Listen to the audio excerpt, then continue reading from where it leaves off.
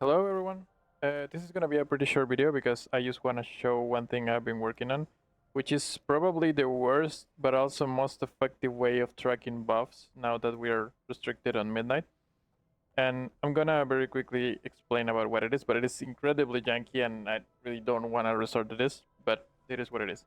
So on the default frames, you get 6 buff icons on the corner of the frame, like right at the bottom right corner.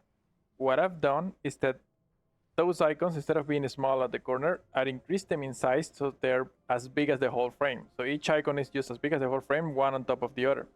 But I have also replaced the icons of some of my spells. Like I can drop a new texture file on the interface folder, and I can replace the icons of the spells. So you can see here, this is the cooldown manager, and some of my spells are actually just transparent. If you see, I'm actually like destroyed my talent tree, except for Echo, which is just a orange blob, but a bunch of my spells are just transparent icons instead. But what this lets me do is that when I apply buffs on people, the icon covers the whole frame on top of them. But because the icon is transparent, it doesn't actually show anything, like nothing, except if it is Echo. If it is Echo, because the icon is just orange, you just will turn the frame orange. And I can show you this real quick when I go into combat. I can apply echo on myself and my frame is orange. And I have masked it so it actually like goes down with as I'm losing health, like as if I was properly recoloring the frame. So I can use this to apply echo to people and mark the frame. Obviously it's a bit janky, like this is just a very quick proof of concept. You can see that I can cast temporary anomaly and it will apply to people as it travels and consume them. And I can apply other things like dream breath and I can echo reversion, and the echo reversion when show because all of those have been replaced by transparent textures. So the only texture that actually exists is the echo. So I got frame coloring based on a specific buff, in this case echo. It can only work for one specific buff, obviously, because if I had two different colors, then they will sometimes do one, sometimes on the other, and it wouldn't work. But if I only care about one, it works. If I don't mind that I'm just completely destroying the icons of my other things. I also can show you a different way of doing it. Here in this video, I did it a bit earlier, but instead of covering the whole frame, I just have a small square in the corner, because what I did here is that the echo icon is actually mostly transparent except for a square in the corner. So when I apply echo, the corner shows up. Right, so basically I got back having an icon on a specific spot on the frame when I have echo on someone, and I also have full health bar recoloring.